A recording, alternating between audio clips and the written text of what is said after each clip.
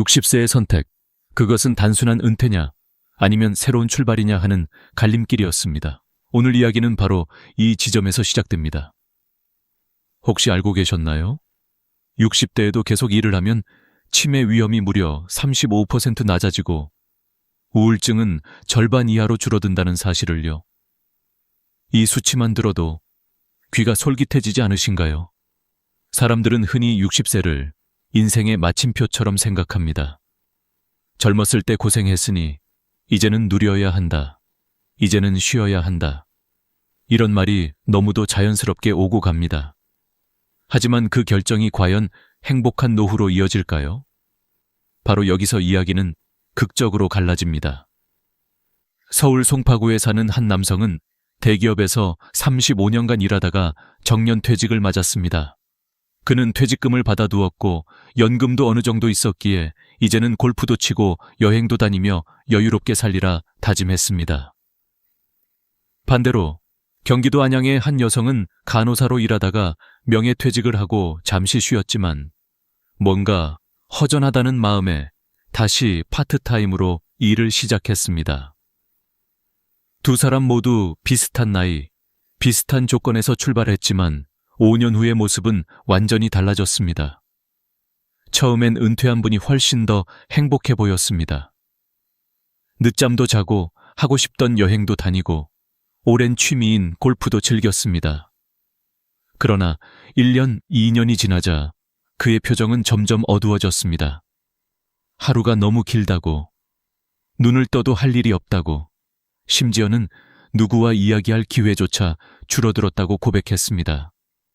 즐겁던 여행은 어느새 귀찮음으로 바뀌었고 친구들과의 골프 약속도 점점 사라져갔습니다. 무엇보다도 체력이 빠르게 떨어지고 기억력도 약해지는 걸 스스로 느끼게 되었습니다. 반면 다시 일을 시작한 여성은 상황이 정반대였습니다. 요양원에서 어르신들을 돌보고 젊은 직원들과 교류하면서 매일 새로운 자극을 받았습니다. 아침에 일어날 이유가 생기니 하루가 바쁘고 총실했고 몸은 피곤할 때도 있었지만 그 피곤함은 활력으로 바뀌었습니다. 누군가에게 도움이 된다는 감각, 내가 아직 필요하다는 자부심은 단순한 돈 이상의 보람을 주었습니다. 이처럼 같은 나이에 비슷한 조건에서 출발했지만 선택 하나가 삶의 방향을 송두리째 바꿔놓은 것입니다. 바로 여기서 우리는 한 가지 중요한 질문을 던지게 됩니다. 내가 60세가 되었을 때 어떤 길을 선택할 것인가? 단순히 쉼을 선택할 것인가? 아니면 새로운 의미를 찾을 것인가? 이 이야기를 듣는 여러분 중에도 이미 60대를 지나고 계신 분이 있을 것이고 이제 곧 다가올 분들도 계실 겁니다. 지금 당장은 여유와 쉼이 달콤하게 들릴 수 있습니다. 하지만 눈앞의 편안함이 5년 뒤, 10년 뒤에 나를 어떤 모습으로 만들지 생각해 본 적이 있으신가요? 은퇴 직후의 행복은 길지 않습니다. 목적과 리듬이 사라지면 허무와 공허가 찾아옵니다.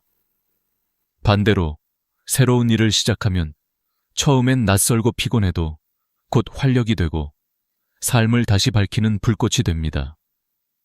저는 실제로 수많은 어르신들을 만나면서 이 차이를 똑똑히 보아왔습니다. 완전 은퇴를 선택한 분들이 하루 종일 말 한마디도 안 하고 지나간다 라고 하시는 반면 일을 이어가는 분들은 요즘은 하루가 24시간이 모자라다 라고 웃으십니다. 같은 시간, 같은 나이, 그러나 완전히 다른 삶. 이것이 바로 60세의 갈림길이 주는 놀라운 대비입니다. 여러분의 삶은 아직 끝나지 않았습니다. 60대는 오히려 새로운 20년의 출발선입니다. 평균 수명이 80세를 넘어선 지금, 이 20년을 어떻게 보낼지가 바로 내 행복과 건강을 좌우합니다. 그래서 오늘 이야기는 단순히 일을 하라, 쉬어라의 문제가 아닙니다. 어떻게 나답게 살 것인가, 어떻게 의미 있게 이어갈 것인가 라는 훨씬 더 본질적인 질문입니다. 지금 이 순간 여러분께서도 아마 스스로에게 묻게 되실 겁니다. 나는 과연 어떤 선택을 하고 싶을까? 만약 여전히 답을 내리지 못했다면 이 영상을 끝까지 보시길 권합니다. 실제 사례와 과학적 근거, 그리고 앞서간 이들의 경험을 통해 분명히 알게 되실 겁니다. 어떤 길이 내게 더 건강하고 더 행복한 삶을 가져다 줄지 말입니다. 그리고 여기서 잠시 멈추어 다시 한번 묻고 싶습니다. 만약 오늘 당신의 선택이 10년 후 건강과 행복을 결정한다면 지금 무엇을 선택하시겠습니까? 이 질문이 바로 우리 이야기를 시작하는 열쇠입니다. 5년이라는 시간은 길지 않은 것 같지만 은퇴 후 삶에서는 결정적인 변화를 만들어냅니다. 같은 조건에서 출발한 사람들이 단지 다른 선택을 했다는 이유만으로 완전히 다른 길을 걷게 된다는 사실은 우리 모두에게 깊은 울림을 줍니다. 여기서 저는 실제로 만난 분들의 이야기를 들려드리려 합니다. 이야기를 따라가다 보면 아마도 여러분 자신이나 주변 사람들의 모습과 겹쳐 보일지도 모릅니다. 서울 송파구의 이철수 씨, 그는 대기업에서 35년을 근무하고 60세에 정년퇴직을 맞았습니다. 젊은 시절에는 늘 바쁘게 달렸고 언제나 피곤했습니다. 그래서 은퇴를 하던 날 그는 드디어 해방감을 느꼈습니다. 아내와 함께 여행도 다니고 배우지 못했던 골프도 시작했습니다. 처음 1년 동안은 행복 그 자체였습니다. 하지만 그 행복은 오래가지 않았습니다. 시간이 갈수록 그의 표정은 어두워졌고 하루가 끝없이 길다고 느끼기 시작했습니다. 아침에 일어나도 할 일이 없으니 늦게까지 침대에 누워있고 텔레비전 앞에 앉아 시간을 보냈습니다. 그렇게 하루가 반복되자 어느 순간부터는 내가 왜 사는 걸까? 라는 생각이 들었다고 합니다. 이와는 달리 경기도 안양의 박미숙 씨는 다른 선택을 했습니다. 간호사로 30년을 일하고 명예퇴직을 한 후 2년 정도 쉬었습니다. 하지만 마음 한편이 공허했습니다. 그래서 그녀는 요양원에서 파트타임 일을 시작했습니다. 처음에는 단순히 용돈벌이로 생각했지만 시간이 지나면서 그 일은 그녀의 삶을 완전히 바꾸어 놓았습니다. 어르신들과 대화하며 얻는 따뜻한 교감, 젊은 동료들과 나누는 웃음, 그리고 매일 아침 일어나야 하는 이유. 그 모든 것이 삶에 활력을 불어넣었습니다. 부산에 사는 정모 어르신은 평생을 중소기업 사장으로 바쁘게 살다가 63세에 사업을 정리했습니다. 도시를 떠나 전남 순천으로 내려가 조용한 시골 생활을 시작했습니다. 텃밭을 가꾸고 자연 속에서 살면서 여유를 만끽했습니다. 그러나 시간이 흐르자 그는 사람을 만날 기회가 줄어들었고 하루 종일 말 한마디도 하지 않는 날이 많아졌습니다. 택배기사가 유일한 대화 상대가 될 정도였다고 고백했습니다. 처음엔 웃으며 말했지만 그 웃음에는 쓸쓸함이 묻어 있었습니다. 반대로 대전의 김영순 씨는 전업주부로 평생을 살다가 62세에 제과제빵을 배우기 시작했습니다. 그리고 작은 빵집에서 아르바이트를 하게 되었습니다. 처음으로 내 이름으로 월급을 받아봤다라며 얼마나 행복한지 말했습니다. 빵집 문을 열고 단골 손님들이 안녕하세요 라고 인사할 때 그녀는 진정으로 자신이 필요한 사람이라는 느낌을 받았습니다. 그 순간은 평생 가족을 위해서만 살던 그녀에게 커다란 의미였습니다. 이 네 사람의 공통점은 무엇일까요? 바로 경제적으로도 건강 상태로도 비슷한 조건에서 출발했다는 것입니다. 그러나 단지 다른 선택으로 인해 그들의 삶은 극적으로 갈라졌습니다. 5년이 지난 지금 완전한 은퇴를 택한 사람은 점점 무기력해졌고 반대로 일을 이어간 사람은 활력을 찾았습니다. 삶의 리듬은 달라졌고 건강과 정신 상태는 크게 차이가 났습니다. 이쯤에서 우리는 반드시 물어야 합니다. 왜 이렇게 다른 결과가 나타난 걸까요? 단순히 성격 차이일까요? 아니면 운명일까요? 아닙니다. 그 차이는 바로 일상 속에서 어떤 선택을 했는가에서 비롯된 것입니다. 하루를 어떻게 보낼 것인지, 무엇을 목표로 삼을 것인지, 누구와 어울릴 것인지.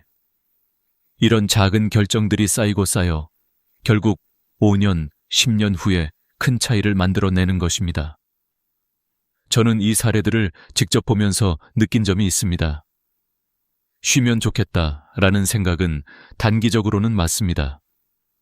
그러나 장기적으로 보면 그것이 오히려 삶을 무너뜨릴 수도 있다는 것입니다. 반대로 조금이라도 일을 이어가야겠다라는 마음은 처음엔 힘들어 보여도 결국 삶을 더 빛나게 만들었습니다. 우리가 흔히 생각하는 은퇴의 이미지, 즉 여행과 여가, 자유와 쉼은 오래가지 못합니다. 목적 없는 자유는 곧 공허함으로 변합니다. 반대로 일을 이어간 사람들은 건강에도 놀라운 변화를 겪었습니다. 생활 리듬이 규칙적으로 유지되니 체력도 좋아졌고 뇌를 꾸준히 사용하다 보니 기억력과 집중력도 향상되었습니다. 무엇보다도 내가 아직도 사회에 필요한 사람이다 라는 자존감이 그들의 눈빛을 바꾸었습니다. 활기찬 웃음, 바쁜 하루를 즐기는 표정, 그리고 의미 있는 삶을 살고 있다는 만족감. 그것은 돈으로 살 수 없는 보물이었습니다. 여러분은 지금 어떤 선택을 준비하고 계십니까? 은퇴 후의 삶을 생각할 때 단순히 쉼만을 꿈꾸고 있지는 않습니까? 아니면 새로운 일을 통해 활력을 얻을 준비를 하고 계십니까? 이 질문은 단순한 선택이 아니라 앞으로 남은 20년을 결정하는 중요한 열쇠입니다. 다음 이야기에서는 왜 과학적으로도 이런 차이가 나타나는지 그 근거를 구체적으로 살펴보겠습니다. 왜 어떤 사람은 은퇴 후 활력이 넘치고 또 어떤 사람은 급격히 무기력해질까요? 그 차이는 단순한 기분 탓이 아니라 과학적으로도 증명된 사실입니다. 실제로 서울대학교 의과대학에서 진행한 연구 결과에 따르면 60세 이후에도 어떤 형태로든 일을 이어간 노인들은 그렇지 않은 노인들보다 신체적, 정신적 건강이 훨씬 더 뛰어났습니다. 수치로 보면 더 놀라운데 일을 계속한 그룹은 근감소증 발생률이 40% 낮았고 치매 위험은 35% 감소했으며 우울증 발생률은 절반 이하였습니다. 이건 단순한 통계가 아니라 삶을 지탱하는 핵심 근거입니다. 첫 번째 이유는 삶의 리듬과 목적의식입니다. 인간은 본래 일정한 주기 속에서 안정감을 느끼도록 만들어져 있습니다. 아침에 일어나 하루를 시작하고 작은 목표를 세우고 그것을 달성하며 저녁에 하루를 정리하는 과정은 단순한 습관이 아니라 뇌와 몸이 건강하게 돌아가는 메커니즘입니다. 그런데 은퇴 후 모든 일정이 사라지면 이 리듬이 깨집니다. 처음에는 자유롭다고 느끼지만 곧 허무감과 무기력이 찾아옵니다. 반대로 일을 계속하면 비록 바쁘고 피곤할지라도 아침에 일어날 이유가 생깁니다. 만날 사람, 해결할 과제, 달성할 목표가 존재한다는 사실만으로 삶은 활력을 얻습니다. 두 번째 이유는 뇌의 자극입니다. 뇌과학 연구에서는 뇌는 사용하지 않으면 퇴화한다 라는 원칙이 반복해서 확인됩니다. 일을 한다는 것은 곧 뇌를 끊임없이 사용하는 것입니다. 문제 해결, 대화, 새로운 기술 습득, all of this는 뇌세포를 자극하여 신경망을 강화합니다. 예를 들어 앞서 말했던 박미숙 씨는 요양원에서 새로운 의료기기를 배우고 다양한 성격의 어르신들과 소통하며 젊은 동료들의 문화까지 이해하게 되었습니다. 이 모든 것이 뇌에게는 신선한 자극이었고 덕분에 기억력과 판단력이 오히려 더 날카로워졌습니다. 반면 은퇴 후 아무런 자극 없이 반복되는 생활에 갇힌 사람은 기억력 저하와 집중력 감소를 피하기 어렵습니다. 세 번째 이유는 사회적 연결입니다.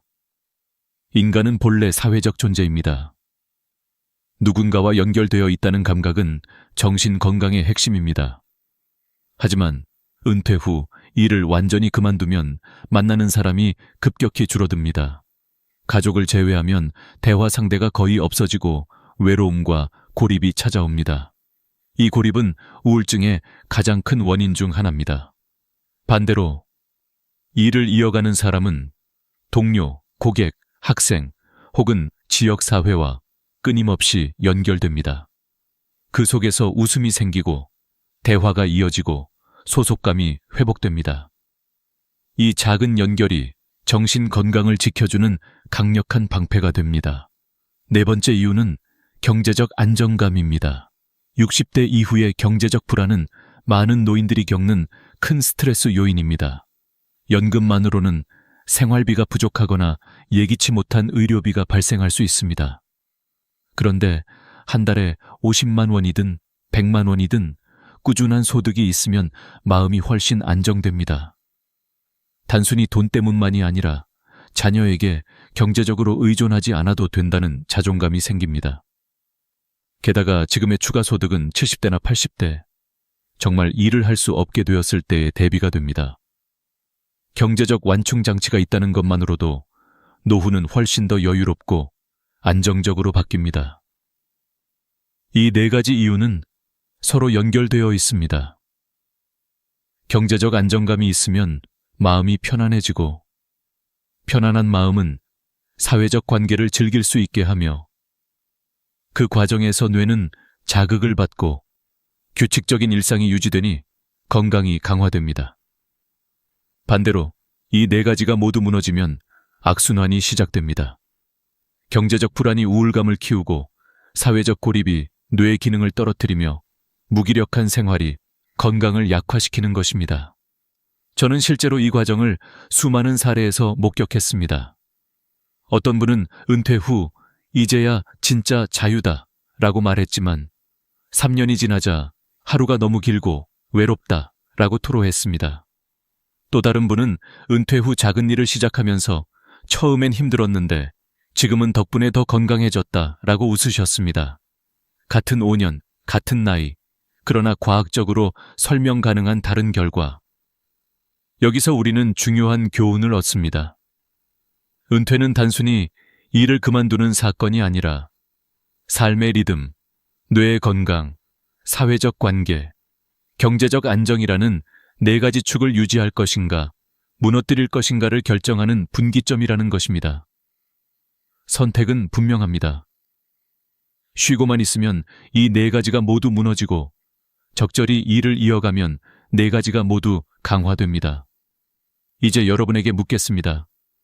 만약 당신의 뇌 건강, 체력, 인간관계, 그리고 경제적 안정이 모두 연결된 문제라면 어떤 선택을 하시겠습니까?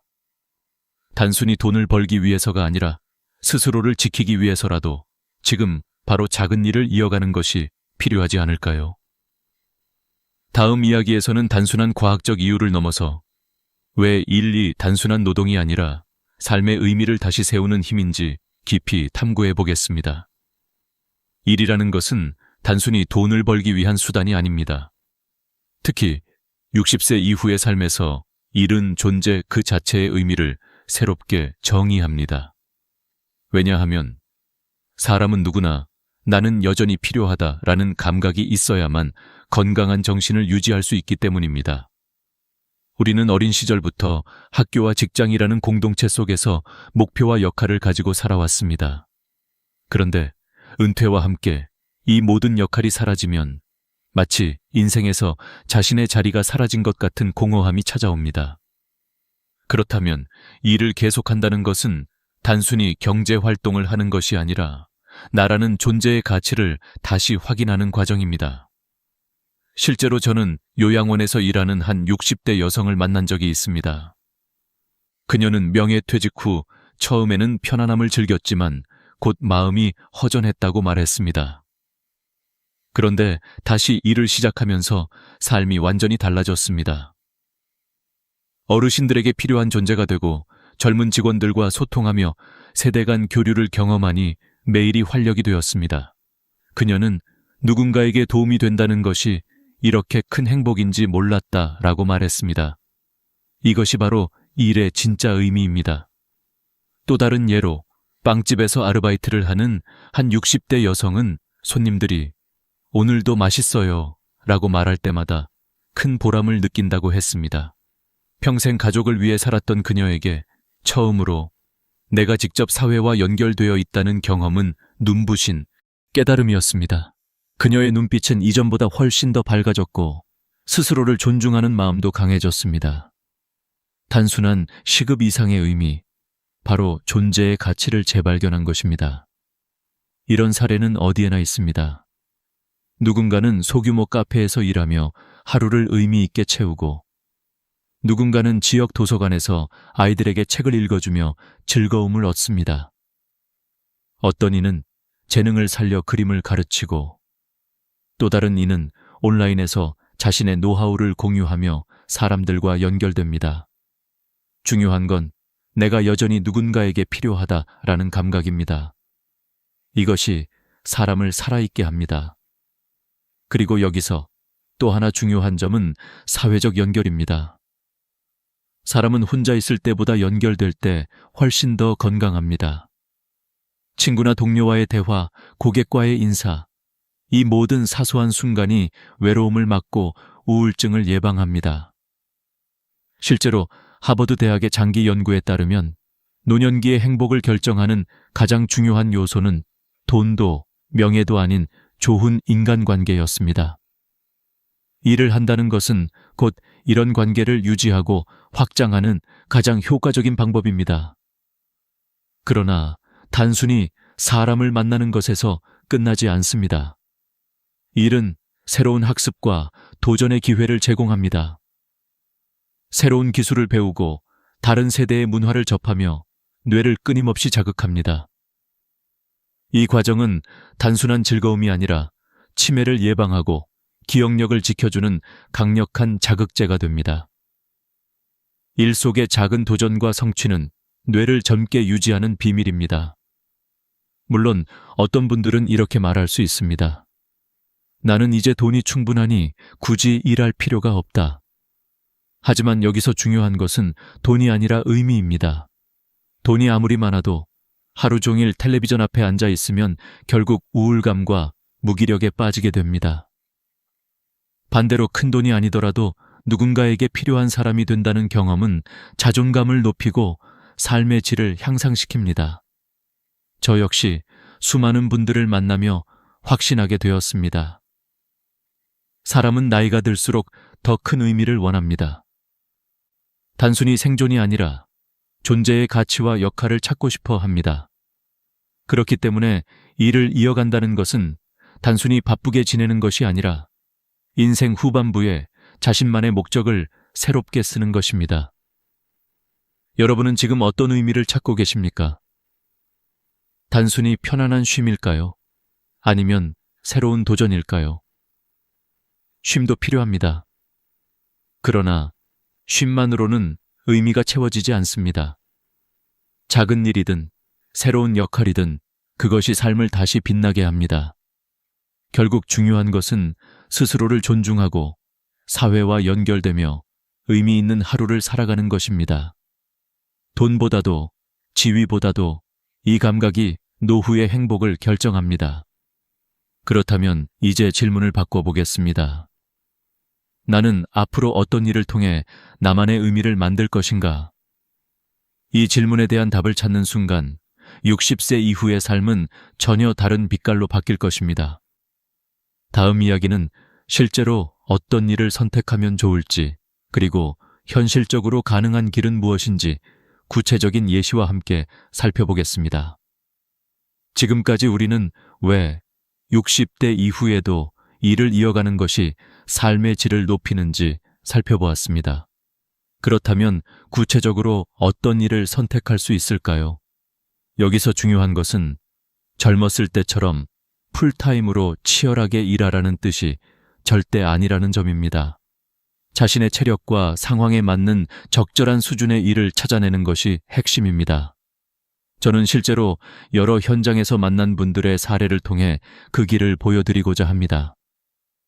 먼저 교사 출신이었던 한 분은 은퇴 후 지역 문화센터에서 평생교육 강사로 활동을 시작했습니다.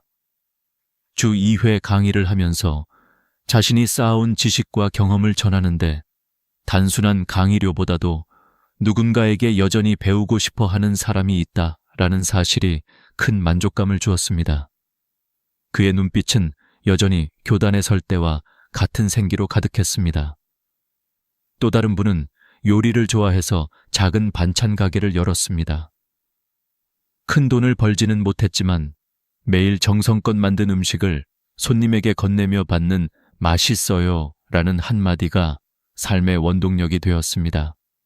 경제적 수익보다 더 값진 것은 바로 사람들과 연결되는 그 순간의 행복이었습니다. 손재주가 있는 분들은 공예품을 만들어 온라인으로 판매하기도 합니다. 요즘은 플랫폼이 잘 발달되어 있어 손쉽게 시작할 수 있습니다. 어떤 분은 뜨개질을 취미로 즐기다가 온라인 쇼핑몰을 열었는데 지금은 전국에서 주문이 들어옵니다. 그는 내 취미가 누군가에게 기쁨을 줄 수 있다니 놀랍다 라고 말했습니다. 또 요즘 주목받는 영역 중 하나는 바로 유튜브와 블로그 같은 온라인 콘텐츠 제작입니다. 60대 이후에도 자신의 경험과 지혜를 나누며 수익을 창출하는 사람들이 늘어나고 있습니다. 예를 들어 대구의 한 목수 출신 어르신은 은퇴 후 DIY 목공 유튜브 채널을 운영하기 시작했습니다. 손주에게 알려주듯 친근하게 설명하는 영상이 인기를 끌면서 구독자가 10만 명을 넘어섰습니다. 광고 수익도 생겼지만 무엇보다 자신이 평생 쌓아온 기술이 여전히 사람들에게 도움이 된다는 사실이 큰 자부심을 주었습니다. 반려동물을 좋아하는 분은 펫시팅 서비스를 시작했습니다. 강아지를 산책시키고 돌보며 집에서만 지내던 시간을 사회와 연결되는 기회로 바꾸었습니다. 이 일은 체력적으로 큰 부담이 없으면서도 사회적 교류와 경제적 보람을 동시에 줍니다. 여러분도 생각해 보십시오. 꼭 돈이 되는 일이 아니더라도 내가 좋아하는 것, 내가 잘하는 것을 활용할 수 있다면 그것이 바로 새로운 기회가 될 수 있습니다. 중요한 것은 내가 의미를 느낄 수 있는 일이어야 한다는 점입니다. 그리고 현실적인 팁을 드리자면 처음부터 큰 계획을 세울 필요는 없습니다. 하루 4시간, 주 3일 정도만 시작해 보십시오. 몸이 힘들지 않으면서도 삶의 리듬을 만들 수 있는 수준입니다. 이 원칙을 지키면 피로는 최소화하면서 활력은 극대화할 수 있습니다. 실제로 많은 분들이 이 방식으로 일하며 예전보다 더 건강해졌다라고 말했습니다. 또 하나 중요한 것은 가족의 지지입니다. 자녀들이 이제 좀 쉬세요라고 말할 수 있습니다. 그러나 그럴 때는 돈 때문이 아니라 건강 때문이야. 의사도 활동이 치매 예방에 좋다고 했어 라고 설명해 보십시오. 가족들이 부모님의 선택을 이해하고 응원해 주는 것만으로도 큰 힘이 됩니다. 정부와 사회의 지원 제도도 적극 활용할 수 있습니다. 고용노동부의 신중년 경력형 일자리 사업은 전문성을 가진 분들에게 맞춤형 일자리를 제공합니다. 각 지방자치단체에서도 시니어 클럽이나 노인 일자리 센터를 통해 다양한 프로그램을 운영하고 있습니다. 창업을 원하는 분들은 신중년 창업지원센터에서 교육부터 자금까지 도움을 받을 수 있습니다. 온라인 구인구직 사이트에서도 60세 이상 전용 채용 정보가 많아졌습니다. 기회를 찾으려는 의지만 있다면 선택지는 생각보다 훨씬 넓습니다. 결국 중요한 것은 마음가짐입니다. 일은 돈벌이가 아니라 새로운 시작의 도구입니다. 내가 즐길 수 있고 내가 의미를 느낄 수 있으며 나를 성장시키는 활동이라면 그 자체가 보석 같은 노후의 자산이 됩니다. 자, 이제 여러분께 질문합니다. 만약 내일 당장 하루 4시간, 주 3일 할 수 있는 일이 주어진다면 여러분은 어떤 일을 선택하시겠습니까? 작은 대답이 큰 변화를 만듭니다. 다음 이야기에서는 이 모든 여정을 마무리하며 우리가 꼭 기억해야 할 마지막 교훈을 함께 나누겠습니다. 이제 마지막으로 우리는 지금까지의 이야기를 정리하고 여러분의 삶에 직접적으로 적용할 수 있는 교훈을 나누려 합니다. 다시 한번 강조하고 싶은 것은 60대는 결코 끝이 아니라 새로운 시작이라는 점입니다.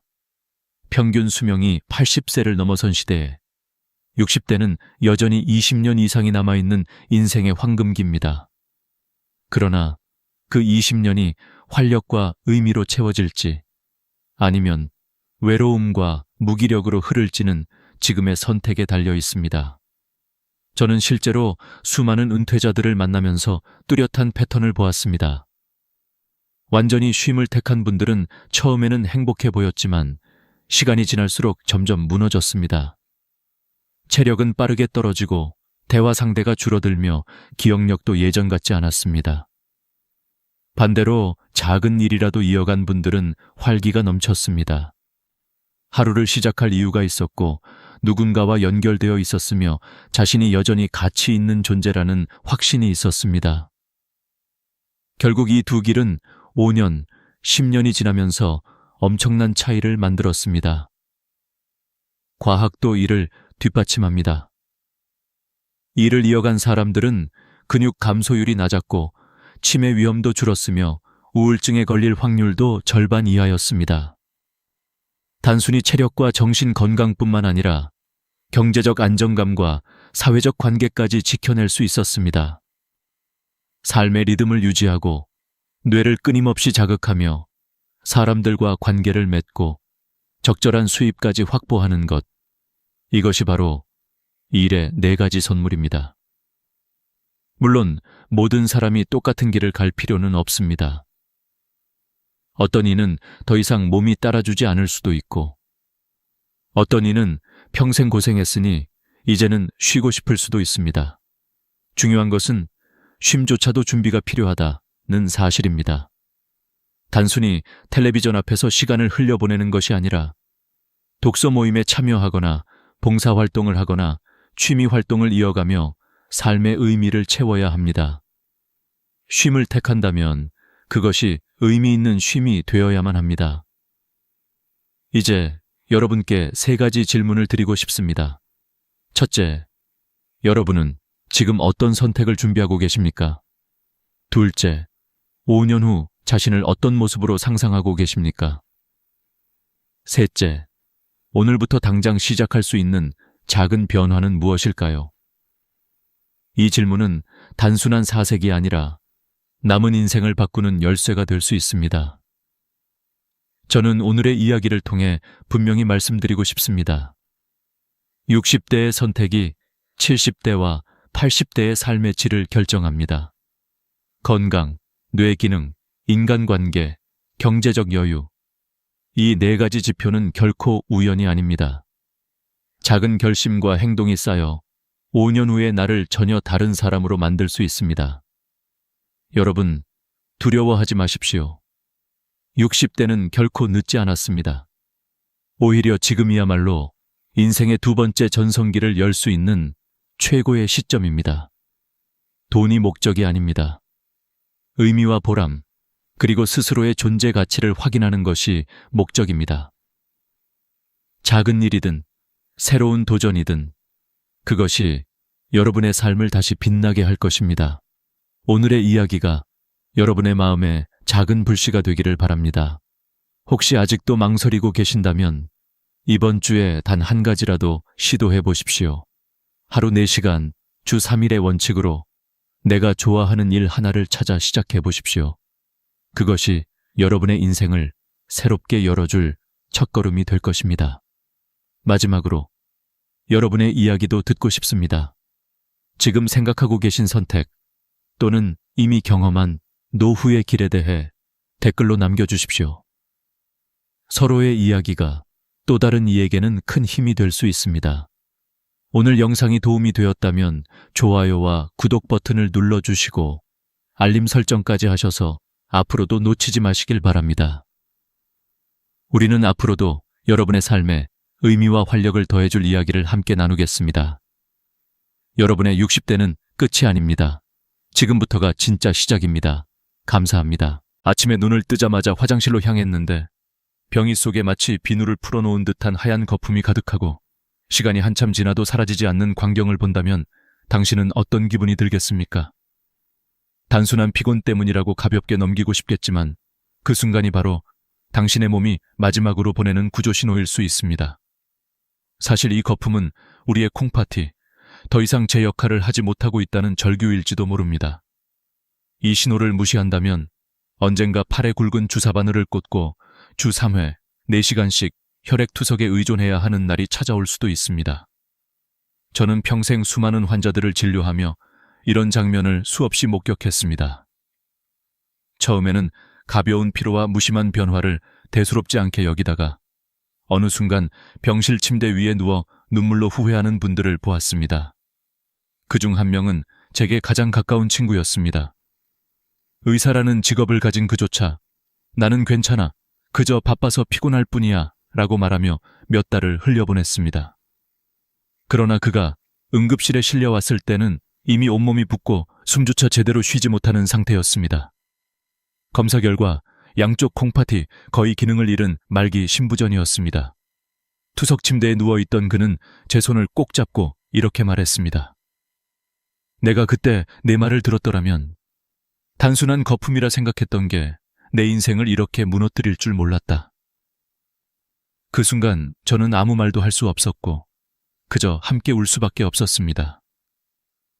시청자 여러분, 이 이야기가 먼 나라의 비극처럼 들리십니까? 아닙니다.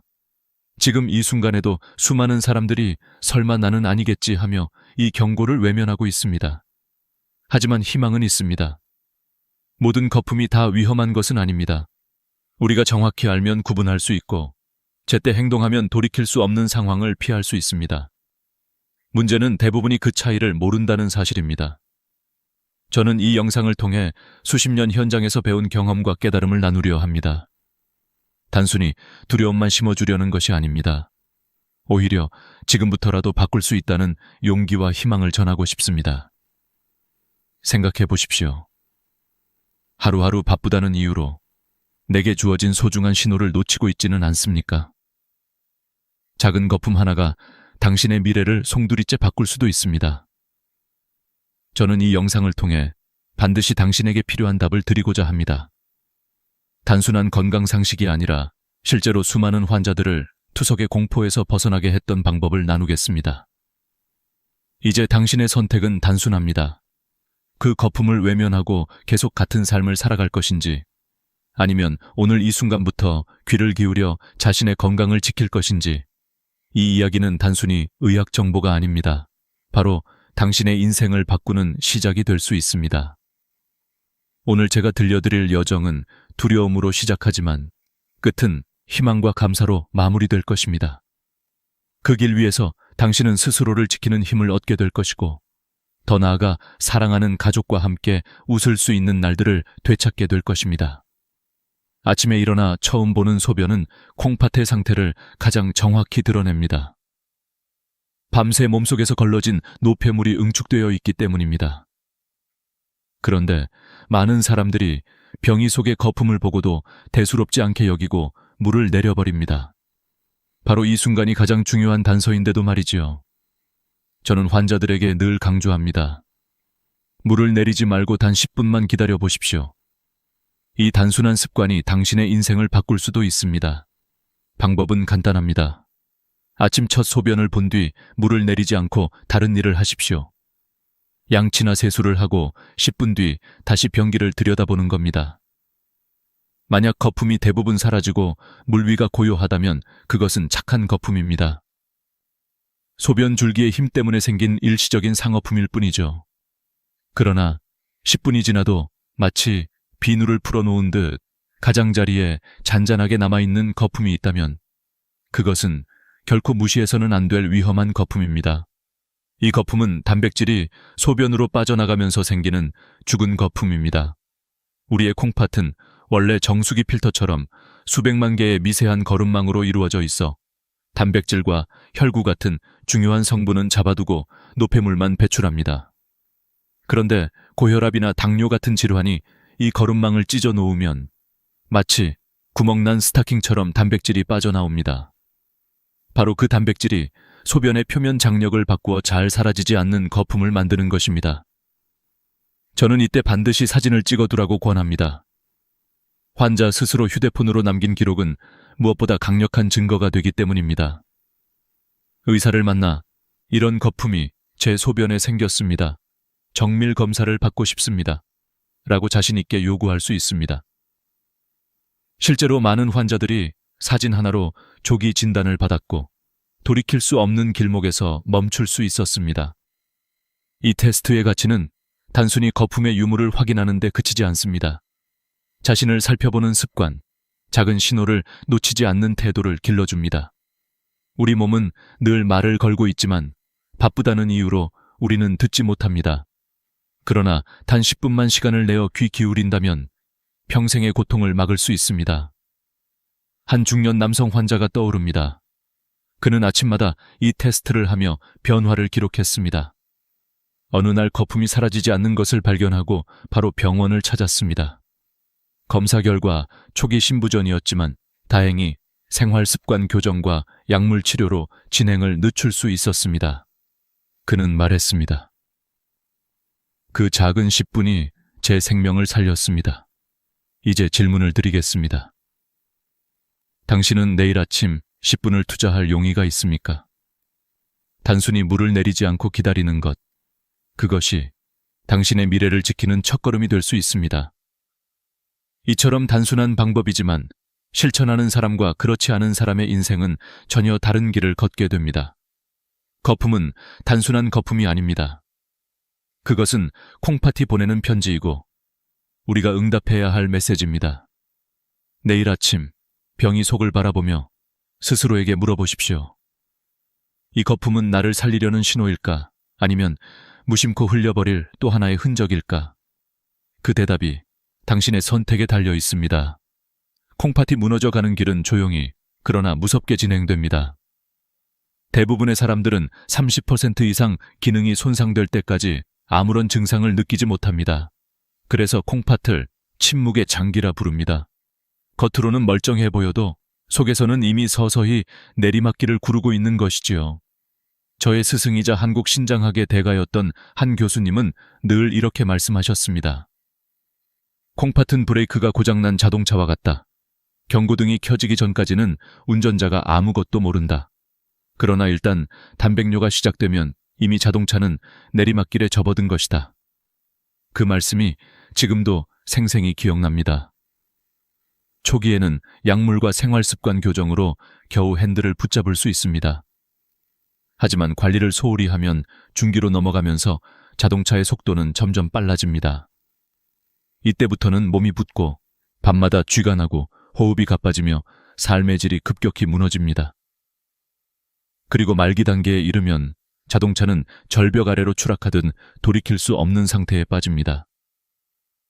구역질로 밥을 삼키지 못하고 입에서는 소변 냄새가 나며 결국 투석이나 이식 없이는 생명을 유지할 수 없게 됩니다. 이 과정은 단순히 의학적 설명이 아니라 제가 직접 진료실에서 마주한 수많은 환자들의 삶입니다. 50대 후반의 한 여성 환자는 고혈압을 수년간 방치하다가 단백뇨가 발견되었습니다. 하지만 본인은 별다른 증상이 없다고 생각하며 관리에 소홀했습니다. 불과 2년 만에 그녀는 말기 신부전으로 투석을 시작했습니다. 그녀는 저에게 이렇게 고백했습니다. 교수님, 몸이 보내는 작은 신호를 그때 무시한 게 제 인생의 가장 큰 실수였습니다. 숫자로도 그 현실은 냉혹합니다. 우리나라에서 성인 7명 중 1명은 만성 콩팥병을 가지고 있고 그중 상당수는 자신이 병이 있다는 사실조차 모릅니다. 그리고 말기 신부전 환자의 주요 사망 원인은 단순한 콩팥병이 아니라 그것이 불러온 심장마비와 뇌졸중 같은 합병증입니다. 콩팥은 단지 소변을 만드는 기관이 아니라 혈압과 혈액의 균형을 잡아주는 핵심 기관이기 때문입니다. 저는 이 장면에서 늘 환자들에게 묻습니다. 당신의 자동차는 지금 어디쯤 내려가고 있습니까? 아직 브레이크를 붙잡을 수 있는 구간일 수도 있고 이미 속도가 붙어 위험한 상황일 수도 있습니다. 중요한 것은 지금 이 순간 내가 어디쯤 있는지를 아는 것입니다. 그것을 알 때 비로소 다시 언덕 위로 끌어올릴 방법을 찾을 수 있습니다. 한 가지 분명한 사실은 콩팥은 한번 망가지면 절대 예전처럼 돌아오지 않는다는 점입니다. 다만 속도를 늦추고 더 이상 떨어지지 않도록 붙잡는 것은 가능합니다. 여기서 우리의 태도와 선택이 모든 것을 결정합니다. 저는 단순히 병을 두려워하라는 것이 아닙니다. 오히려 이 냉혹한 진실을 마주할 때 비로소 우리는 삶을 바꿀 용기를 갖게 됩니다. 시청자 여러분, 당신의 몸이 조용히 내리막길을 달리고 있지 않은지 다시 한번 스스로에게 물어보십시오. 아직 늦지 않았습니다. 브레이크를 붙잡을 시간은 여전히 당신의 손에 있습니다. 절망적인 이야기를 들려드린 이유는 단 하나, 지금부터는 희망을 전하기 위해서입니다. 무너져가는 콩팥에도 다시 숨을 고를 수 있는 시간이 있습니다. 그것은 약이 아니라 바로 우리의 식탁 위, 부엌 속에서 찾을 수 있는 선물입니다. 저는 수많은 환자들에게 소개해온 신장 회춘 주스를 여러분께 알려드리려 합니다. 그 주인공은 우리가 여름마다 즐겨 먹는 수박입니다. 하지만 놀라운 비밀은 빨갛게 달콤한 과육이 아니라 대부분 버려지는 하얀 속껍질에 숨어 있습니다. 이 부분에는 시트룰린이라는 특별한 성분이 풍부하게 들어 있습니다. 시트룰린은 우리 몸속에 들어가면 혈관을 확장시키고 혈액의 흐름을 원활하게 해줍니다. 마치 꽉 막힌 도로를 시원하게 뚫어주는 교통경찰과도 같은 역할을 하는 것이죠. 혈관이 열리면 혈압이 자연스럽게 내려가고 찢어지려던 콩팥의 거름망은 회복할 시간을 벌게 됩니다. 레시피는 간단합니다. 수박 껍질의 초록 겉껍질을 감자칼로 얇게 벗기고 남은 하얀 속살을 잘라 믹서기에 넣습니다. 여기에 콩팥 염증을 가라앉혀주는 체리 오비 우유과를 함께 넣고 물을 약간 부어 곱게 갈면 완성입니다. 이 주스를 아침 공복에 한 잔씩 일주일만 마셔보십시오. 놀랍게도 아침 소변의 거품이 줄어들고 몸이 한결 가벼워지는 경험을 하게 될 것입니다. 하지만 주의할 점이 있습니다. 이미 말기 신부전에 가까운 분들은 수박의 칼륨이 오히려 독이 될 수 있으니 반드시 주치의와 상의해야 합니다. 저는 이 원칙을 환자들에게 늘 강조합니다. 음식은 약이 될 수도 독이 될 수도 있다는 사실을 절대 잊지 마셔야 합니다. 또 한 가지 중요한 습관은 물 섭취입니다.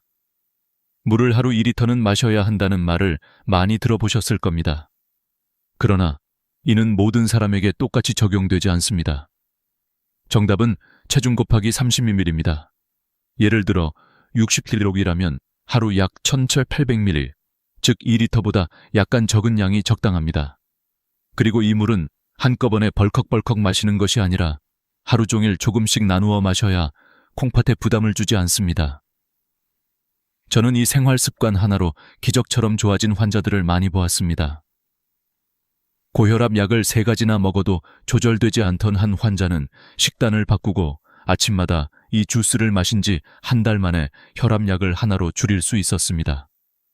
그는 평생 약을 줄일 날이 올 거라 상상도 못했는데 이제 다시 삶의 자신감이 생겼다고 말했습니다. 시청자 여러분, 기적은 멀리 있지 않습니다.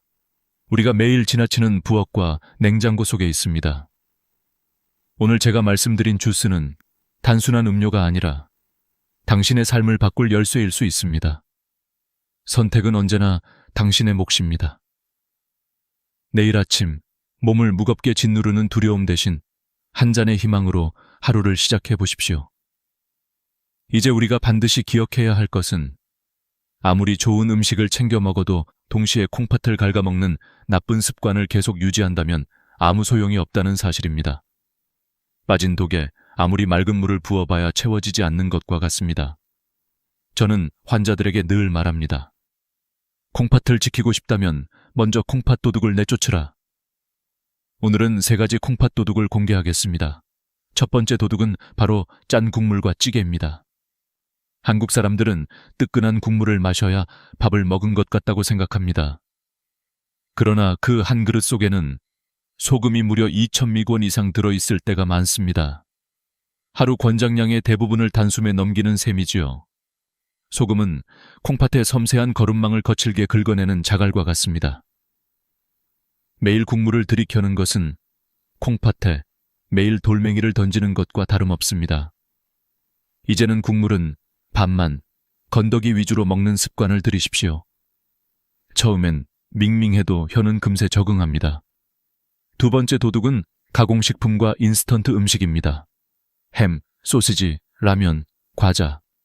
바쁘고 간편해서 자주 찾게 되지만 그 속에는 보이지 않는 인 성분이 가득합니다. 이는 원래 뼈를 구성하는 좋은 성분이지만 과도하게 섭취하면 콩팥에 쌓여 기능을 망가뜨리고 오히려 뼈를 약하게 만듭니다. 장을 볼 때 반드시 성분표를 확인하십시오.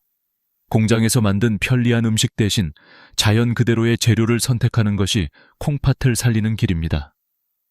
세 번째 도둑은 과도한 단백질입니다. 나이가 들수록 근육을 유지하려면 단백질이 필요합니다. 그러나 이미 콩팥이 약해진 사람에게는 과한 단백질이 치명적 독이 됩니다.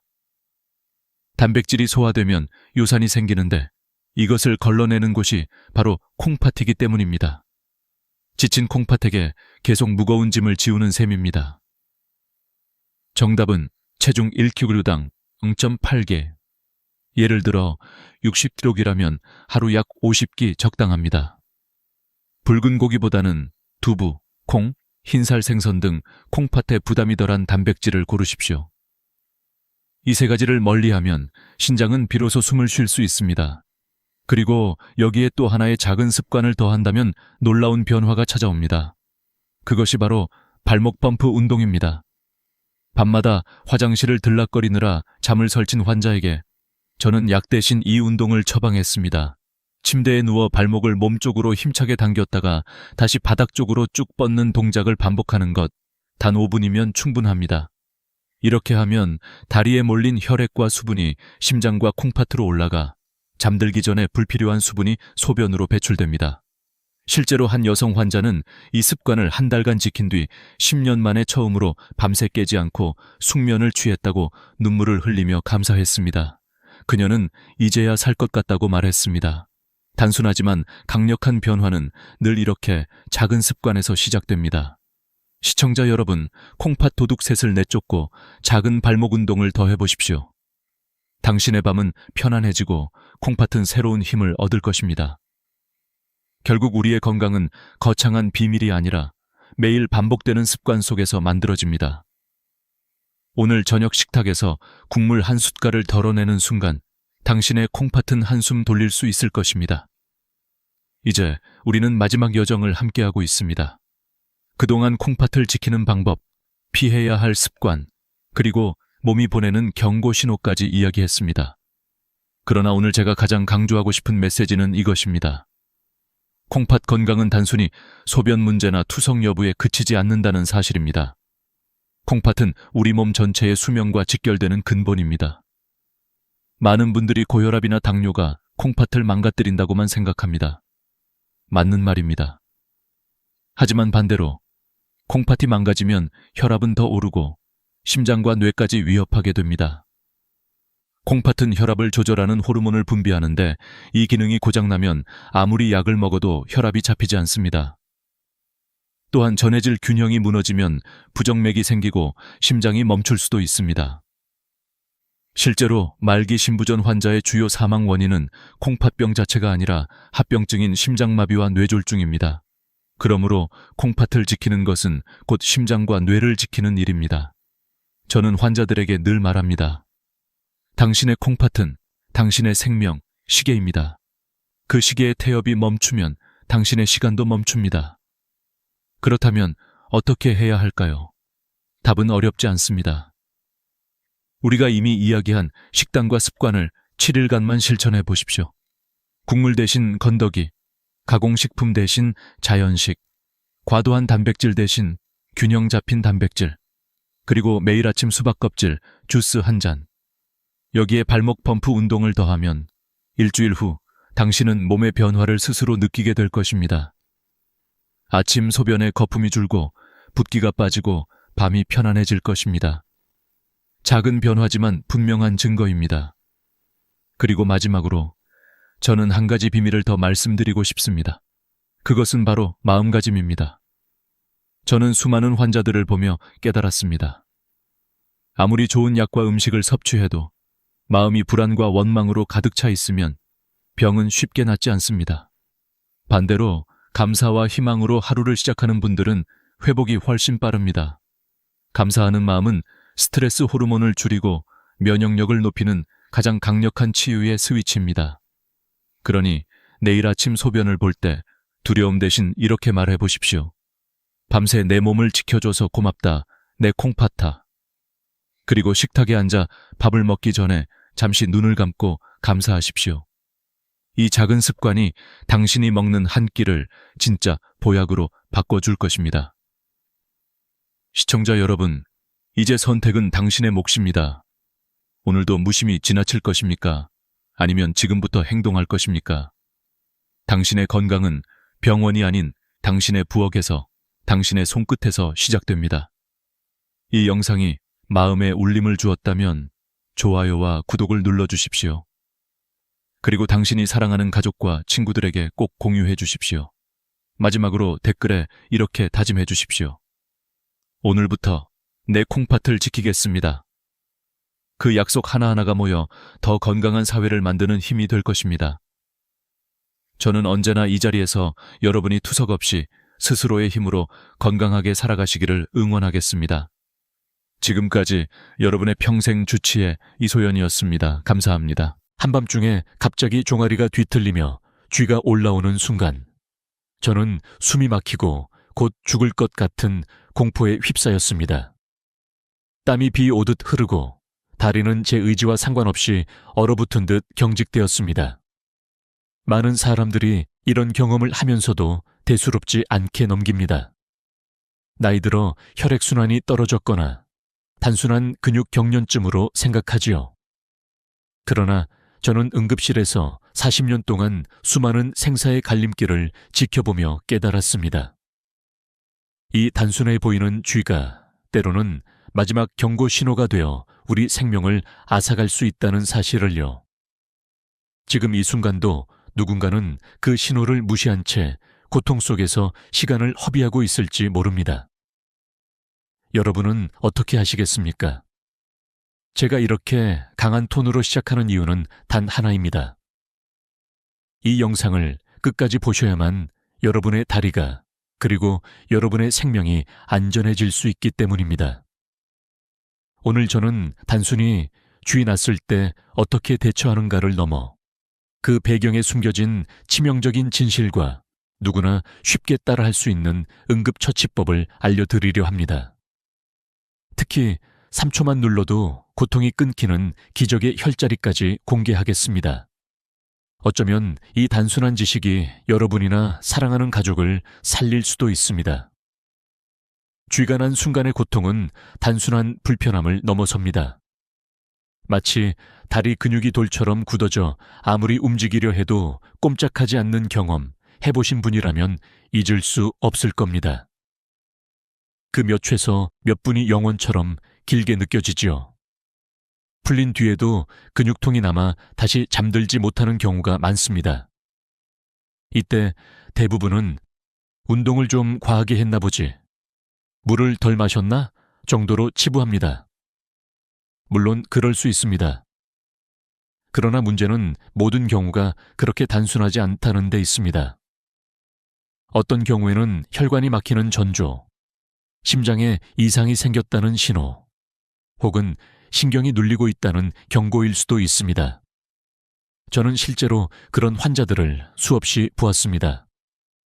밤중에 갑자기 다리에 쥐가 나면서 함께 숨이 가쁘거나 가슴이 답답해지는 분들이 있습니다. 이럴 때는 단순히 물을 더 마시는 것만으로는 해결되지 않습니다. 심부정맥 혈전증이나 급성동맥 폐쇄 같은 치명적인 질환일 수 있기 때문입니다.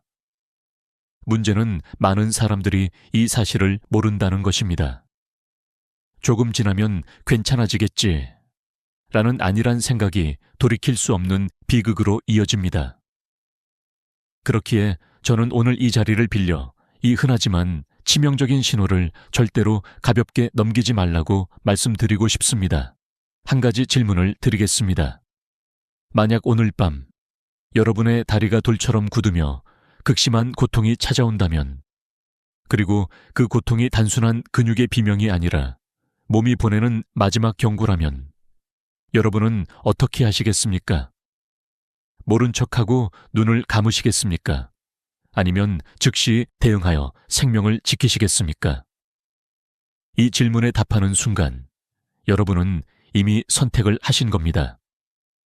그리고 이 영상은 그 선택을 행동으로 옮기게 도와드릴 겁니다. 제가 40년간 응급실에서 배운 교훈은 간단합니다. 작은 신호일수록 빨리 잡아야 한다.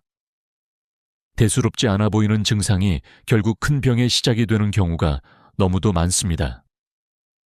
특히 50세에서 80세 사이의 연령대에서는 근육과 혈관, 신경의 노화가 겹쳐지기 때문에 더더욱 경계를 늦추면 안 됩니다.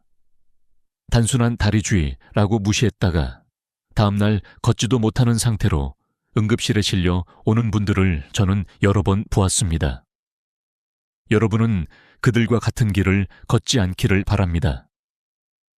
이 영상의 시작을 이렇게 강렬하게 열어가는 이유는 단순한 공포심을 심으려는 것이 아닙니다. 오히려 반대입니다. 두려움 속에 숨어있는 희망을 꺼내드리기 위함입니다. 지금부터 말씀드릴 방법들을 알고 준비한다면 여러분은 더 이상 한밤중의 공포에 휘둘리지 않을 수 있습니다. 오히려 그 순간을 제압하고 생명을 지키는 주인이 될 수 있습니다. 그러니 지금부터 눈을 떼지 마십시오. 이 이야기는 단순한 건강 정보가 아니라 여러분의 삶을 바꿀 수도 있는 지식의 무기입니다. 저는 경험을 바탕으로 솔직하게 말씀드리겠습니다. 때로는 예상치 못한 반전과 충격적인 사실을 들으실 수도 있습니다. 그러나 그 모든 것은 여러분을 지키기 위해 꼭 필요한 과정입니다. 마지막까지 따라와 주신다면 오늘 밤부터 여러분의 잠은 완전히 달라질 것입니다. 더 이상 다리에 쥐가 나서 고통에 몸부림치며 잠을 설치는 일은 없을 것입니다. 대신 평화롭고 건강한 밤이 여러분 곁에 머물게 될 것입니다. 자다가 다리에 쥐가 나는 현상, 의학적으로는 야간 다리 경련이라고 부릅니다. 많은 분들이 단순히 근육이 놀라서 일어난 현상으로만 알고 계시지만 실제로는 훨씬 복잡한 배경이 숨어 있습니다. 근육이 내 의지와 상관없이 강하게 수축해버리면서 극심한 통증을 일으키는 이 현상은 몇 초에서 몇 분까지 지속될 수 있고 풀린 후에도 통증이 길게 남는 경우가 많습니다. 중요한 것은 이런 경련이 나이 들면서 더 자주 나타나고 특히 50대에서 80대 사이의 연령층에서 흔하다는 사실입니다. 먼저 대표적인 원인은 과도한 근육 사용입니다. 낮 동안 갑작스럽게 무리한 활동을 하거나 익숙하지 않은 운동을 한 경우 근육이 피로에 지쳐 경련을 일으키기 쉽습니다. 마치 하루 종일 일을 하고 나서 손이 떨리는 것처럼 다리 근육도 한계에 다다르면 본능적으로 수축해버리는 것이지요. 예를 들어 평소에 운동을 거의 하지 않던 분이 갑자기 등산을 다녀온 날 밤 종아리에 심한 쥐가 나는 경우가 많습니다. 두 번째 원인은 탈수와 전해질 불균형입니다. 우리 몸은 물로만 유지되는 것이 아닙니다. 칼륨, 마그네슘, 칼슘 같은 전해질이 근육과 신경의 신호를 전달하는 데 중요한 역할을 합니다. 그런데 땀을 많이 흘리거나 수분을 충분히 섭취하지 않으면 이 균형이 깨지고 결국 근육은 오작동을 일으켜버립니다. 실제로 여름철에 응급실로 실려오는 다리쥐 환자 중 상당수가 탈수로 인한 전해질 부족이 원인이었습니다. 하루에 1.5리터에서 2리터 정도의 물을 마시는 것이 권장되지만 고령층에서는 갈증을 잘 느끼지 못해 물을 적게 마시는 경우가 많습니다. 그래서 나이 들수록 더욱 의식적으로 수분을 보충해야 합니다. 세 번째는 특정 자세의 문제입니다. 오래 앉아서 일을 하거나 오랫동안 같은 자세로 잠을 자는 경우 다리 근육은 지속적으로 긴장 상태에 놓이게 됩니다. 특히 다리를 꼬고 앉는 습관은 혈액순환을 방해하고 근육을 단축시켜 경련을 쉽게 유발합니다.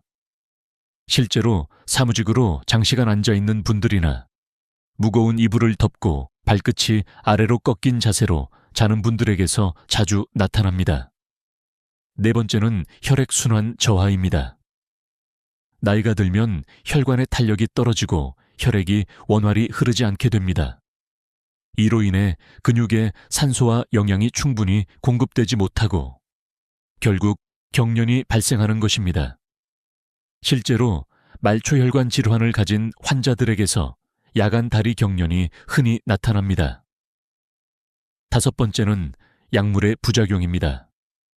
이뇨제, 고지혈증 치료제, 천식 치료제 등 일부 약물은 부작용으로 다리 경련을 일으킬 수 있습니다.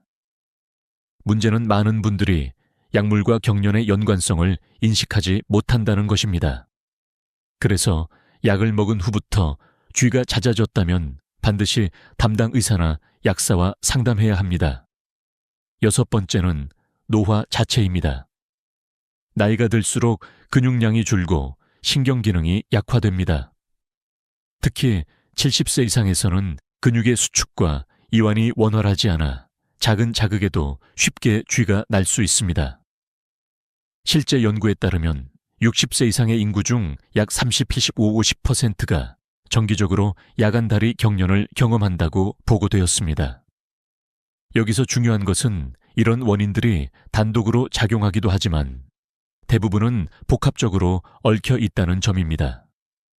예를 들어 70대 어르신이 더운 여름날 운동을 한 뒤 충분한 수분을 보충하지 않고 잠들었을 때 혈액순환 저하와 탈수, 근육 피로가 겹쳐 심각한 경련을 일으키는 시기입니다.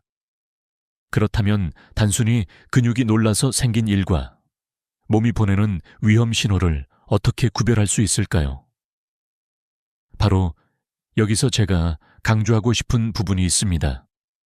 일반적인 원인으로 설명되지 않는 경련, 즉 지나치게 자주 반복되거나 특정 부위에서만 나타나거나 다른 증상과 함께 나타나는 경우는 반드시 주의해야 합니다.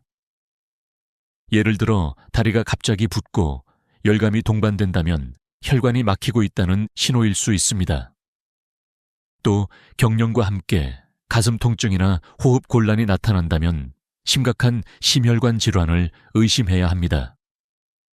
결국 중요한 것은 평범한 경련과 위험한 신호를 구분하는 눈을 갖추는 것입니다. 이 구분이 바로 생사를 가릅니다. 단순히 나이 들어서 그렇다고 넘기기엔 그 대가가 너무 클 수 있습니다. 오늘 제가 말씀드리는 이유는 단 하나, 여러분이 더 이상 이 신호를 무시하지 않으시길 바라기 때문입니다. 지금까지 말씀드린 원인들을 이해하셨다면 이제부터는 본격적으로 대처의 단계로 넘어가야 합니다. 아무리 원인을 알아도 실제로 다리에 쥐가 났을 때 어떻게 해야 할지 모른다면 소용이 없습니다. 특히 한밤중에 갑자기 찾아오는 그 고통 앞에서는 이론보다는 즉각적인 행동이 필요합니다. 그래서 저는 다음 부분에서 단 3초 만에 통증을 멈추게 하는 기적 같은 응급처치법을 알려드리겠습니다. 그 방법을 아신다면 오늘 밤부터 여러분은 더 이상 공포에 떨지 않으셔도 될 겁니다. 한밤중에 종아리가 뒤틀리며 고통이 찾아올 때 대부분의 사람들은 무의식적으로 다리를 주무르거나 몸부림을 칩니다. 하지만 그것만으로는 잘 풀리지 않고 오히려 통증이 더 심해질 수도 있습니다. 이럴 때 반드시 기억해야 할 것은 즉각적으로 취해야 할 응급처치법입니다.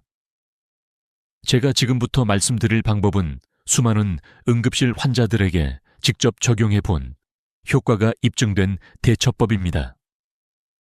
단 3초만으로도 극심한 고통을 끊어낼 수 있는 비밀이 숨어 있습니다.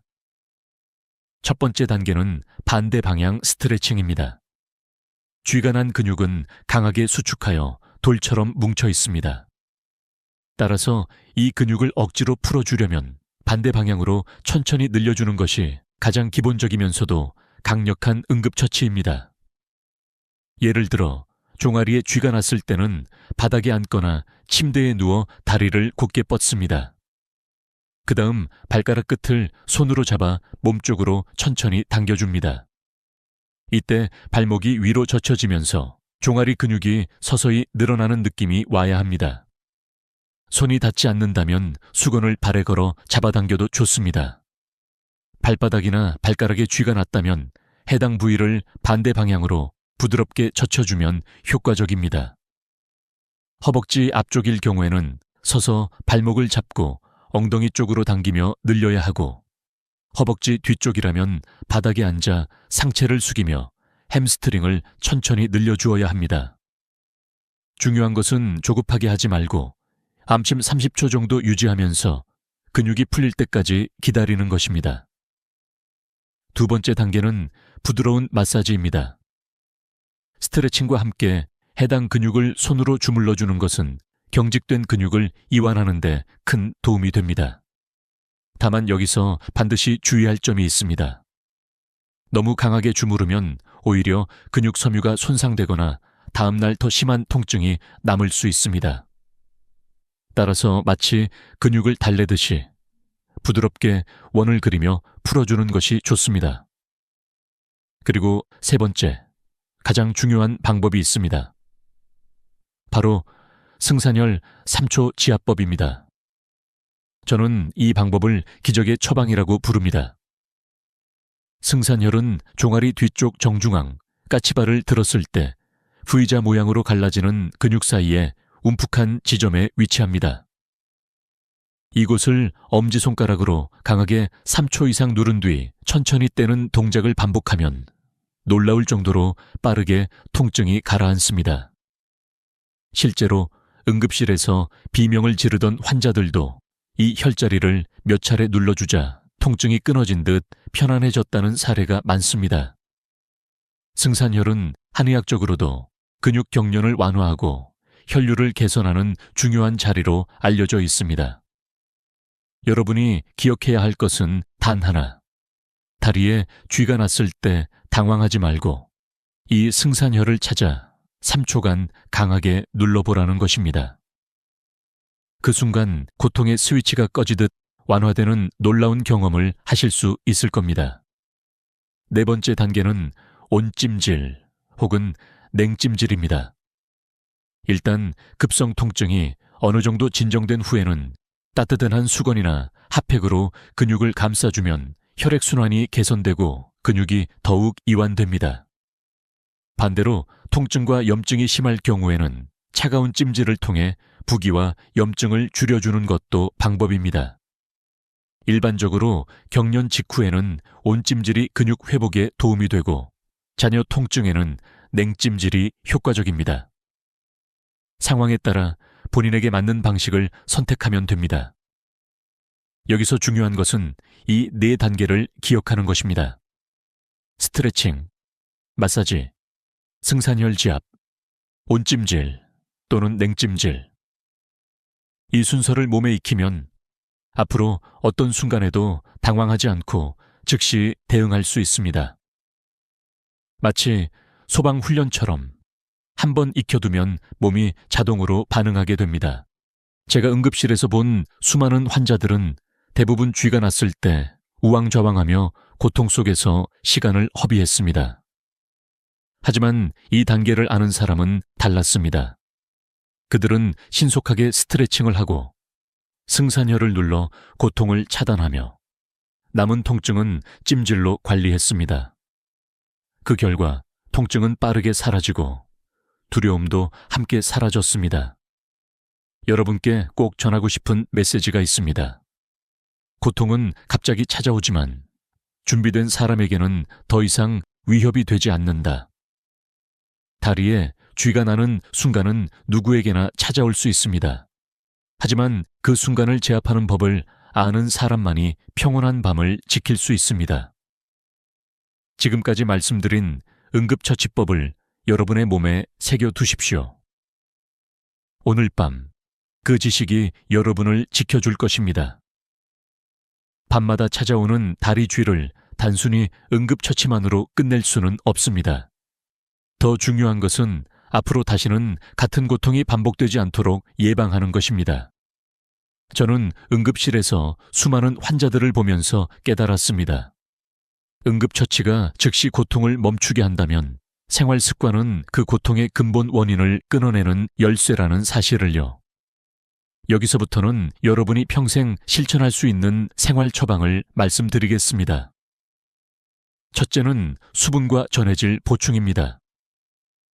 우리 몸의 근육은 정이 신호로 움직입니다. 물과 전해질이 충분히 있어야만 신호가 정상적으로 전달되는데 그것이 부족하면 근육은 제멋대로 수축하며 경련을 일으킵니다. 특히 여름철에는 땀을 많이 흘려 체내 수분과 전해질이 쉽게 손실됩니다. 고령층에서는 갈증을 잘 느끼지 못하기 때문에 스스로 물을 챙겨 마시지 않는 경우가 많습니다. 하루 5.52리터의 물을 의식적으로 섭취하는 것이 필요합니다. 또한 바나나, 시금치, 감자, 토마토처럼 칼륨이 풍부한 식품, 견과류와 녹색 잎채소처럼 마그네슘이 많은 식품, 멸치나 두부, 우유처럼 칼슘이 많은 음식을 골고루 먹는 것이 중요합니다.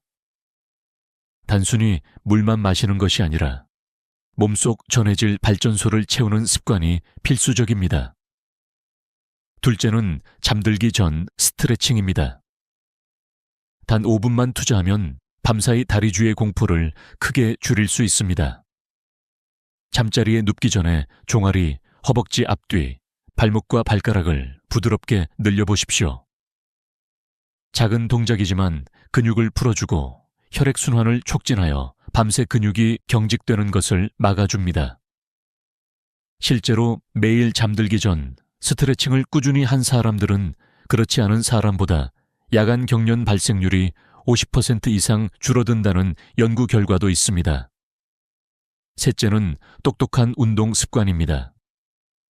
규칙적인 운동은 근육을 강하게 만들고 혈액순환을 개선하여 다리 쥐 예방에 효과적입니다. 그러나 갑자기 무리한 운동은 오히려 역효과를 냅니다. 특히 준비 운동이나 마무리 스트레칭 없이 격렬한 운동을 하는 것은 가장 위험한 습관입니다. 중요한 것은 내 몸에 맞는 강도와 꾸준함입니다. 매일 30분 정도의 가벼운 걷기, 자전거 타기, 수영 같은 유산소 운동이 가장 이상적입니다. 넷째는 편안한 수면 환경과 자세입니다. 너무 꽉 끼는 잠옷이나 무거운 이불은 다리의 혈액순환을 방해합니다. 헐렁하고 편안한 옷을 입고 가벼운 이불을 덮는 것이 좋습니다. 또한 발끝이 아래로 향한 자세로 오래 자면 종아리 근육이 단축되어 경련이 잘 일어납니다. 옆으로 눕거나 발밑에 작은 베개를 받쳐 발목이 살짝 위로 젖혀지도록 하면 예방에 도움이 됩니다. 작은 습관의 차이가 큰 변화를 만듭니다. 다섯째는 생활 속에서 혈액순환을 방해하는 습관을 버리는 것입니다. 오랫동안 같은 자세로 앉아 있거나 서 있는 것을 피하고 틈틈이 일어나 스트레칭을 하십시오. 다리를 꼬는 습관은 반드시 고쳐야 합니다. 저녁에는 따뜻한 물로 샤워하거나 족욕을 하여 다리 피로를 풀어주는 것도 큰 도움이 됩니다. 이렇게 하면 근육이 이완되고 혈류가 원활해져 경련 발생을 줄일 수 있습니다. 여섯째는 복용 중인 약물을 점검하는 것입니다. 만약 특정 약을 먹기 시작한 후부터 다리 쥐가 잦아졌다면 반드시 담당 의사와 상담해야 합니다. 이뇨제나 일부 콜레스테롤 약, 천식약은 부작용으로 경련을 일으킬 수 있습니다. 그러나 절대로 임의로 약을 중단해서는 안 됩니다. 전문가와 상의하여 적절한 대안을 찾는 것이 안전한 방법입니다. 이 모든 생활 처방은 결국 예방은 치료보다 강하다는 진리를 다시금 깨닫게 해줍니다. 응급처치로 급한 불을 끄는 것은 중요하지만 그보다 더 큰 가치는 다시는 같은 고통을 겪지 않도록 준비하는 데 있습니다. 이제 저는 여러분께 한 가지 질문을 던지고 싶습니다. 오늘 말씀드린 이 단순한 습관들을 지금 당장 시작하시겠습니까? 아니면 또다시 한밤중의 고통을 경험한 뒤에야 실천하시겠습니까? 선택은 여러분의 몫입니다. 그러나 저는 분명히 말씀드릴 수 있습니다. 지금 당장의 작은 실천이 평생의 평온한 밤을 지켜줄 것이라는 사실을요.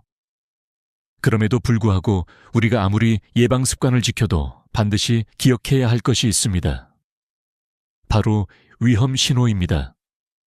다리에 쥐가 단순한 근육 경련이 아니라 목숨을 위협하는 질환의 전조일 수 있다는 사실을 아는 것이야말로 진짜 안전망이 됩니다. 저는 응급실에서 수많은 환자들을 보면서 이 구분이 얼마나 중요한지 뼈저리게 느꼈습니다. 첫 번째 위험 신호는 다리가 갑자기 심하게 붓고 열감과 함께 붉게 변하는 경우입니다.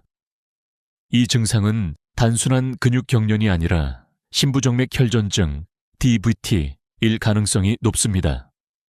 혈관 속에 피떡이 생겨 혈류를 막아버린 상태인데 방치하면 그 혈전이 폐로 이동해 치명적인 폐색전증을 일으킬 수 있습니다. 실제로 저는 50대 남성 환자가 한밤중 종아리 쥐로 응급실에 왔는데 자세히 보니 한쪽 다리가 심하게 붓고 뜨겁게 달아올라 있었습니다. 곧바로 초음파 검사를 했고 결과는 심부정맥 혈전증. 신속히 치료하여 다행히 목숨을 건졌지만 만약 그냥 쥐가 난 거겠지 하고 집에 있었다면 결과는 상상하기조차 두렵습니다. 두 번째는 다리 쥐와 함께 갑작스러운 호흡 곤란이나 가슴 통증, 어지럼증이 동반되는 경우입니다. 이는 심혈관계 이상이나 폐색전증의 전형적인 신호입니다. 한순간 방치하면 생명이 위태로울 수 있습니다. 이런 경우는 단 한순간도 지체하지 말고 배필 직후에 즉시 신고해야 합니다. 세 번째는 쥐가 풀리지 않고 극심한 통증이 계속되면서 다리가 차갑고 창백해지거나 감각이 사라지는 경우입니다. 맥박조차 잡히지 않는다면 이는 급성동맥 폐쇄일 수 있습니다. 혈관이 완전히 막혀 근육과 조직이 괴사로 향하는 단계이므로 시간을 다투는 응급 상황입니다. 네 번째는 근육 힘이 급격히 떨어지거나 마비 증상이 나타나는 경우입니다. 이는 단순한 근육 피로가 아니라 척추신경 압박 같은 신경계 질환의 신호일 수 있습니다. 실제로 다리에 쥐가 난다고만 생각하고 미루다 병원을 찾은 환자가 척추관 협착증으로 진단된 사례도 많습니다. 다섯 번째는 원인 모를 고열, 오한과 함께 다리 통증과 부종이 나타나는 경우입니다. 이는 감염이나 염증성 질환의 신호일 수 있으며 역시 응급실에서 정밀 검사가 필요합니다. 이런 위험 신호들을 무시하는 것은 스스로의 생명을 걸고 도박을 하는 것과 같습니다. 괜찮아지겠지, 시간이 지나면 나아지겠지 하는 생각은 가장 큰 함정입니다.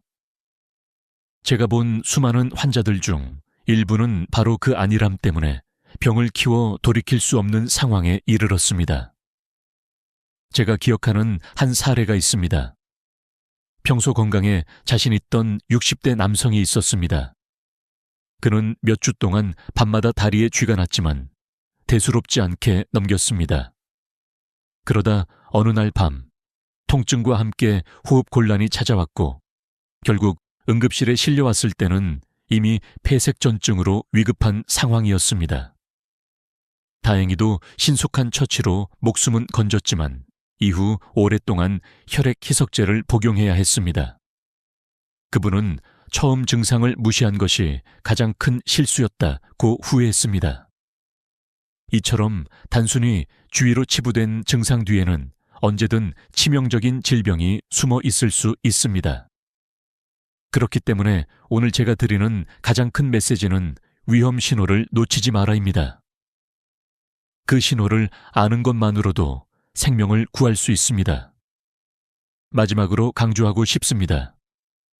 응급실에서 저는 매일 밤 늦게 다리에 쥐가 심해 찾아오는 분들을 만납니다. 대부분은 다행히 단순 근육 경련으로 확인되지만 간혹 생명을 위협하는 병으로 판명되는 경우도 있습니다. 이 차이를 가르는 것은 단순합니다. 위험 신호를 아느냐, 모르느냐. 여러분은 이제 그 신호들을 알게 되었습니다. 그렇다면 두려워할 필요가 없습니다. 오히려 누구보다 안전한 준비가 된 것입니다. 이제 마지막으로 우리는 이 모든 이야기를 삶의 교훈으로 정리해야 합니다. 응급처치법과 생활습관, 그리고 위험 신호까지 아셨다면 이제 남은 것은 그것을 어떻게 자신의 삶 속에 실천하느냐입니다. 그리고 그 답을 저는 마지막 부분에서 말씀드리겠습니다. 밤마다 다리에 쥐가 나며 몸부림치던 순간 우리는 두려움에 사로잡히고는 합니다. 하지만 이제 여러분은 단순히 공포에 머무르지 않고 지식을 무기로 삼을 수 있게 되었습니다.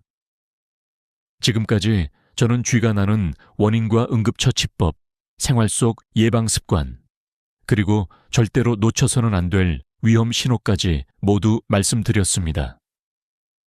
이제 남은 것은 이 모든 내용을 하나의 교훈으로 정리하고 여러분 삶 속에 녹여내는 일입니다. 삶에서 중요한 것은 반복되는 고통을 두려워하는 것이 아니라 그 고통을 통해 배운 지혜로 자신을 지켜내는 것입니다. 다리 쥐라는 사소해 보이는 신호도 결국 우리 몸이 보내는 경고입니다. 그 경고를 무시하면 위기를 맞이하지만 그 경고를 귀 기울여 듣는다면 생명을 지킬 수 있습니다. 결국 문제는 크고 작음이 아니라 우리가 그것을 어떻게 받아들이느냐에 달려 있습니다. 저는 40년 동안 응급실에서 수많은 환자들을 보았습니다. 어떤 분은 같은 증상을 무시하다 목숨을 잃었고 어떤 분은 작은 변화를 실천해 건강을 지켰습니다. 그 차이는 거창한 치료가 아니라 지금 당장 할 수 있는 작은 실천에서 비롯되었습니다. 물을 조금 더 챙겨 마시는 습관, 잠들기 전 5분의 스트레칭, 그리고 다리가 경련할 때 당황하지 않고 승산혈을 3초간 눌러주는 지식. 이 단순한 행동들이 모여 결국 한 사람의 삶을 지켜낸 것입니다. 여러분께 제가 드리고 싶은 마지막 메시지는 명확합니다. 오늘부터 행동으로 옮기십시오. 지금 당장 물 한 잔을 준비하고 오늘 밤에는 다리 근육을 부드럽게 늘려주십시오. 무거운 이불 대신 가벼운 이불을 덮고 다리를 꼬는 습관을 고치고 혹시라도 약물 부작용이 의심된다면 담당 의사와 상의하십시오. 그리고 무엇보다 위험 신호를 기억하십시오. 다리가 붓고 통증이 지속되고 호흡이 가빠지고 가슴이 답답할 때는 절대로 주저하지 말고 119를 부르십시오. 이 단순한 원칙들이 여러분의 생명을 살립니다. 또 하나, 저는 여러분께 더 큰 차원의 교훈을 나누고 싶습니다. 다리에 쥐가 난다는 것은 단순히 근육의 문제가 아닙니다. 그것은 우리 몸이 보내는 작은 비명이며 동시에 우리 삶의 습관을 돌아보라는 메시지입니다. 무심코 지나쳤던 식습관, 운동습관, 수면습관이 결국 우리 건강을 결정합니다. 작은 신호를 귀 기울여 듣는 사람은 병을 예방할 수 있고 무시하는 사람은 큰 대가를 치르게 됩니다. 이는 건강뿐 아니라 삶의 모든 영역에도 적용되는 진리입니다. 오늘 영상을 보신 여러분은 더 이상 무지 속에 있지 않습니다. 여러분은 이미 방법을 알고 있고 실천할 수 있습니다. 이제는 두려움이 아니라 준비가 여러분의 밤을 지배하게 될 것입니다.